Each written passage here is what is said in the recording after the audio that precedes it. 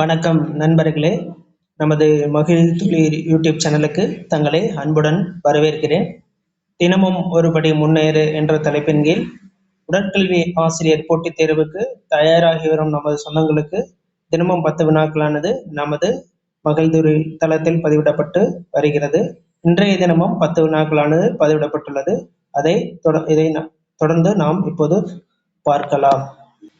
வீடியோவின் இறுதியில் physical culture அப்படின்றத பத்தி ஒரு சின்னதா குட்டி ஸ்டோரி மாதிரி குட்டி டாபிக்கா நம்ம கடைசியில பார்க்கலாம் சிறிய நேரத்துல. இன்றைய முதல் வினா, பிசிக்கல் எஜுகேஷன் இம்ப்ரூவ்ஸ், உடற்கல்வி மாணவர்களின் எந்த திறனை மேம்படுத்துகிறது? Option A decision making, option B confusion, option C fear, option D laziness, முடிவெடுக்கும் திறன், குழப்பமா, பயமா, சோம்பலா அப்படிங்கிறது. இது எல்லாருமே ஈஸியாக ஜட்ஜ் பண்ணி போகிற கொஸ்டின் தான். ஆப்ஷன் ஏ தான் இதுக்கான சரியான answer. Next question, athletics oath was first introduced in, விளையாட்டு வீரர்களின் உறுதிமொழி முன்மொழிதலில் அறிமுகமான ஒலிம்பிக் எது அப்படின்னு சொல்லி கேட்டுக்கிறாங்க. Option A 1912, option B 1920, option C 1924, option D 1928. விளையாட்டு வீரர்கள் முதல்ல உறுதிமொழி எடுத்தது எப்போன்னு கேட்டா 1920 தான் முதல்ல உறுதிமொழி எடுத்தாங்க. இதுக்கான ஆன்சர் வந்து ஆப்ஷன் பி 1920. இந்த வருஷம் ஒவ்வொன்றுக்கும் ஒவ்வொரு சிறப்பம்சம் இருக்கு. இப்போ ஆப்ஷன் ஏல பார்த்தீங்கன்னா 1912 1912 இன்டர்நேஷனல் அமெச்சூர் அத்லெட்டிக் ஃபெடரேஷன் கொண்டு வந்தாங்க. இப்போ தற்போது அதை வந்து வேர்ல்டு அத்லெட்டிக்ஸ் அப்படின்னு சொல்லிட்டு வேர்ல்டு அத்லெட்ஸ் அப்படின்னு சொல்லி மாற்றிருக்காங்க. அதுக்கான கொஸ்டின் வந்து இதை ஹிஸ்ட்ரியில் பின்னாடி வரும்போது வரும், அதோட லிங்க் பண்ணி நான் வந்து ஈஸியாக அதுக்கு ஒரு சின்னதாக ஒரு குட்டியாக சொல்கிறேன் நான். அதே மாதிரி 1920 இன்னொரு வருஷம் ஒன்று இருக்கு. 1913 வந்து ஒலிம்பிக் பிளாக் வடிவமைக்கிறாங்க. 1914 அதுக்கு அங்கீகரிக்கிறாங்க. 1920 வந்து அந்த ஒலிம்பிக் பிளாகை பயன்படுத்துறாங்க. அதே மாதிரி 1920 இந்தியா சார்பில் முதல்ல 6 பேர் ஒலிம்பிக்ல வந்து பார்ட்டிசிபேட் பண்றாங்க. 1924 8 பேர் பார்ட்டிசிபேட் பண்றாங்க. 1928 வந்து நம்ம இந்தியா சார்பில் ஹாக்கியில் வந்து ஒரு டீம் பார்ட்டிசிபேட் பண்றாங்க. இது இப்படியும் கேட்கலாம். எந்த வருடம் வந்து இந்திய அணியானது ஒலிம்பிக்ல பார்ட்டிசிபேட் பண்ணுச்சு அப்படின்னு கேட்டா 1928. ஒலிம்பிக்ல இந்தியா எப்போ வந்து பார்ட்டிசிபேட் பண்ணுச்சு அப்படின்னு கேட்டா 1920. முதல்ல எத்தனை பேர் பார்ட்டிசிபேட் பண்ணாங்கன்னு கேட்டா 1920. இதெல்லாம் 6 பேர். 1924 எத்தனை பேர் பார்ட்டிசிபேட் பண்ணாங்க அப்படின்னு சொல்லி கேட்டா 1924. இதெல்லாம் நம்ம ஈஸியாக ஞாபகம் வச்சுக்கலாம். ஒரு வருஷத்தை பிடிச்சோம்னா அதை பிடிச்ச அப்படியே நிறைய கொஸ்டின் வரும். இது நிறைய இதையோட ஒவ்வொரு இயரோடையும் நம்ம ஈஸியாக சிங்க் பண்ணி படிக்கும்போது நம்மளுக்கு ஈஸியாக இருக்கும். அது ஃபியூச்சரில் வர ஒவ்வொரு இயரும் நான் சொல்கிறேன், உங்களுக்கு ஈஸியாக மைண்டில் நிற்கிற மாதிரி இந்த வருஷத்தை வச்சுக்கலாம். இப்போ நான் சொன்னது எல்லாமே உங்களுக்கு ஈஸியாக இருக்கும்னு நினைக்கிறேன். அடுத்த கொஸ்டின் போகலாம். பிசிக்கல் எஜுகேஷன் ப்ரொவைட்ஸ், உடற்கல்வி மாணவர்களுக்கு வழங்குவது என்ன அப்படின்னு சொல்லி கேட்டிருக்காங்க. Option A good habits, option B bad habits, option C negligence, option D conflict. நல்ல பழக்க வழக்கங்களா, தீய பழக்க வழக்கங்களா, அலட்சியமா, சண்டையா அப்படின்னு கேட்டிருக்காங்க. இதை பார்த்தோன்னே சொல்லக்கூடிய ஒரு ஆன்சர் தான் ஆப்ஷன் ஏ நல்ல பழக்க வழக்கங்கள், குட் ஹேபிட்ஸ் அப்படிங்கிறது. இது ரொம்ப பேசிக்கான ஒரு கொஸ்டின், ஈஸியாக பார்த்தோன்னே போடுற மாதிரி தான் இருக்குது. இப்போ இந்த 10 கொஸ்டினாக இருக்கும்.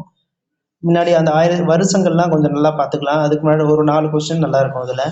நெக்ஸ்ட் பிசிக்கல் கல்ச்சர் அப்படிங்கிறது நம்ம இதிலே கண்டினியூஸாக பின்னாடி பார்ப்போம். அடுத்த question, central concept of physical education, உடற்கல்வியின் மைய கருத்து. நம்ம முன்னாடியே பார்த்துருக்கோம், டிஃப்ரெண்ட் டைப்ஸில் அந்த கொஸ்டின் கேட்டிருக்காங்க. இந்த 65 கொஸ்டின்லேயே 3 டைப் ஆஃப்ஸில் நம்ம வந்து பிசிக்கல் உடற்கல்வியோட நோக்கம் என்ன, எய்ம் அண்ட் அப்ஜெக்டிவ் நோக்கம் என்ன அப்படிங்கிறத கண்டினியூஸாக பார்த்துருக்கோம். Option A total development, option B money politics, option D business, முழுமையான வளர்ச்சியா, பணமா, அரசியலா, தொழிலான்னு கேட்டிருக்காங்க. ஆனால் பார்க்க உங்களுக்கு ஈஸியாக எடுக்கிற மாதிரி இருக்கு. ஆனால் இந்த நாலு கொஸ்டின், இதோட 64 கொஸ்டின் 4 கொஸ்டின் வந்து பிசிக்கல் எஜுகேஷன் பற்றி கேட்டிருக்கோம். இதை 4 உங்களுக்கு மெர்ஜ் பண்ணி கேட்டாங்கன்னா உங்களுக்கு கண்டிப்பாக வந்து கன்ஃபியூஸ் பண்ணுற மாதிரி தான் இருக்கும். நீங்கள் ஆன்சரை வச்சு நீங்கள் கேள்வி எடுக்கும்போது 4மே உங்களுக்கு கன்ஃபியூஸாக இருக்கும். ஸோ இதை மைண்டில் வச்சுக்கோங்க. இந்த கொஸ்டின் 4 மெர்ஜ் பண்ணி பார்த்தீங்கன்னா உங்களுக்கு ஈஸியாக புரியும். ஸோ இதுக்கான answer option A total development. Question டைரக்டாக இருக்கலாம், ஆனால் ஆன்சர் கண்டுபிடிக்கிற மாதிரி இருக்கலாம். ஆனால் கொஸ்டினோட மையக்கருத்தை வச்சு பார்த்தீங்கன்னா அவங்களுக்கு எல்லாமே ஆன்சர் வந்து கொஞ்சம் டிஃபிகல்ட்டாக தான் இருக்கும். ஆனால் சொல்கிறத கரெக்டாக இருக்க கொஸ்டினை அப்படியே பாயிண்ட்டை நோட் பண்ணிக்கிங்க. மறுபடியும் ப்ராக்டிஸ் பண்ண உங்களுக்கு ஈஸியாக இருக்கும். ஓகே, நெக்ஸ்ட் கொஸ்டின் போகலாம். முனிச் இன்சிடென்ட் வாஸ் 1972 முனிச் சம்பவம் எந்த வகை நிகழ்வு? இதை பற்றி ஒரு சின்ன ஒரு ஸ்டோரி அழகாக உங்களுக்கு சொல்லியிருப்பேன். நம்ம 2வது வீடியோவில் பார்ட் 2ல் பார்த்தீங்கன்னா 11லேருந்து 20 வரைக்கும் ஒரு கொஸ்டின் போட்டிருப்போம். அந்த பார்ட்டில் உங்களுக்கு சூப்பராக சொல்லியிருப்பேன். அதை பார்த்தா நீங்கள் யோசிக்காமல் அதை அடிக்கலாம். அது என்ன ஆப்ஷன் பார்ப்போம். Option A political event, option B terrorist attack, option C cultural event, option D educational event. அங்கே நடந்த சம்பவம் என்னன்னு கேட்குறாங்க. அரசியலா, பயங்கரவாதமா, கலாச்சாரமா, கல்வியா அப்படிங்கிறது எல்லாத்தையும் தெரிஞ்ச ஒரு ஈஸியான ஆன்சர். அதை கதையை படிச்சிருந்தீங்கன்னா இது ஈஸியாக முடியும். அதுக்கான answer option B terrorist attack. பயங்கரவாத தாக்குதல் அது நடந்துச்சு. யாருன்னு பார்த்தீங்கன்னா நம்ம பிளாக் செப்டம்பர் அப்படின்ற ஒரு டெரரிஸ்ட் அட்டாக் பண்ணியிருந்தாங்க அப்படின்ற ஒரு கதை சொல்லியிருந்தோம். அது உங்களுக்கு தெரியும் நினைக்கிறேன். அடுத்த கொஸ்டின், உடற்கல்வி வளர்க்கும் முக்கிய ஒழுக்கம் என்ன? Physical education develops. சுய ஒழுக்கமா, கட்டாய ஒழுக்கமா, தற்காலிக ஒழுக்கமா, எதுவும் இல்லையான்னு கேட்குறாங்க. அதுக்கு வந்து செல்ஃப் டிசிப்ளின் அப்படிங்கிறது கரெக்டான ஆன்சர். அவங்கவுங்க டிசிப்ளினை பார்த்துக்கிறது. உடற்கல்விங்கிறது ஒரு தனி மனிதனோட ஒழுக்கத்தை வளர்க்கக்கூடியதான் பிசிக்கல் எஜுகேஷன் அப்படிங்கிறது. ஸோ இதுக்கான answer option A self discipline, சுய ஒழுக்கம். Sub area of physical education, அதாவது உடற்கல்வியின் துணைத்துறை எதுன்னு கேட்டிருக்காங்க. ஆப்ஷன் ஏ ரெக்ரேஷனா, ஆப்ஷன் பி பேங்கிங்கா, ஆப்ஷன் சி காமர்ஸா, ஆப்ஷன் டி பொலிட்டிக்ஸா அப்படின்னு சொல்லி கேட்டிருக்காங்க. துணைத்துறை எதுன்னு கேட்டால் ரெக்ரேஷன் அப்படிங்கிறது எல்லாருமே ஈஸியாக கெஸ் பண்ணி அடிக்கக்கூடிய கொஸ்டின். அடுத்த கொஸ்டின் போகலாம். அடுத்து ரெக்ரேஷன் என்பதன் பொருள். ரெக்ரேஷன் மீன்ஸ் அது என்னன்னு ரெக்ரேஷன்னா என்ன அப்படின்னு சொல்லி கேட்டிருக்காங்க. Leisure activity, option A. Option B work, option C education, option D business. பொழுதுபோக்கா, வேலையா, கல்வியா, வணிகமா அப்படின்னு கேட்குறாங்க. ரெக்ரியேஷன் அப்படிங்கிறது பொழுதுபோக்கு தான். அதை வந்து களைப்பு, உடல் சோர்வு இதெல்லாம் வந்து சரி பண்ணுறதுக்காக, போக்குறதுக்காக பண்ணக்கூடிய ஒன்று.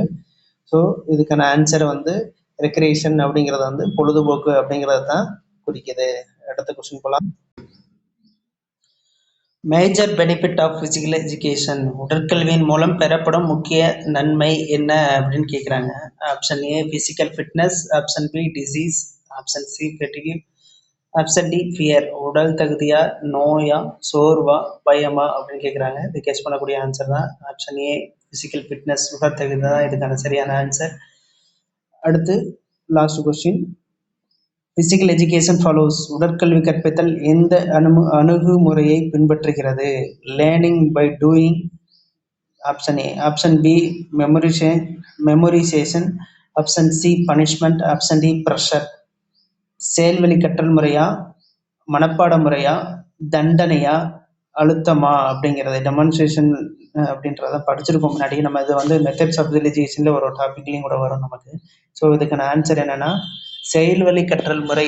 Option A learning and doing தான் இதுக்கான சரியான ஆன்சர். இப்போ இதுக்கான ஆன்சர் இப்போ நம்ம வந்து ஷோ ஆகிட்டு இருக்கு. அடுத்து வந்து பிசிக்கல் கல்ச்சர் அப்படிங்கிறது என்னன்னு பார்ப்போம். பிசிக்கல் கல்ச்சர் அப்படின்னா கலாச்சாரம். இந்த கலாச்சாரங்கள் நிறைய கலாச்சாரம் இருக்கு. அறிவு கலாச்சாரம், சமூக கலாச்சாரம், நிறைய கலாச்சாரங்கள் இதுல இந்த வகையில இருக்கு. இதனால பிசிக்கல்னா உடல் அப்படின்னு அர்த்தம். இப்போ உடல் கலாச்சாரம் உடலை வந்து அழகா பொலிவா வச்சுக்கிறதா, அழகா பொலிவா கட்டுக்கோப்பா வச்சுக்கிறதா வந்து இதுக்கான கலாச்சாரம் அப்படிங்கிறோம். நிறைய பாடி பில்டிங் அப்ரோடெக்ஸ் இந்த மாதிரி இதெல்லாம் நம்ம பார்க்கலாம்.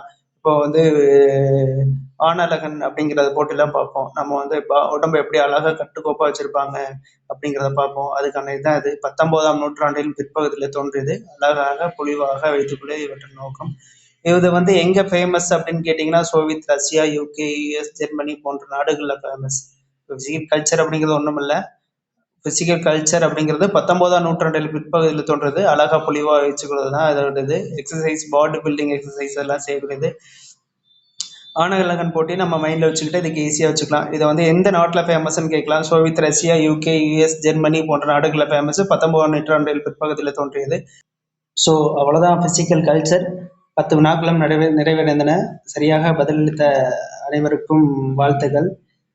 தினமும் சிறிய முயற்சி செய்தால் வெற்றி நிச்சயம்.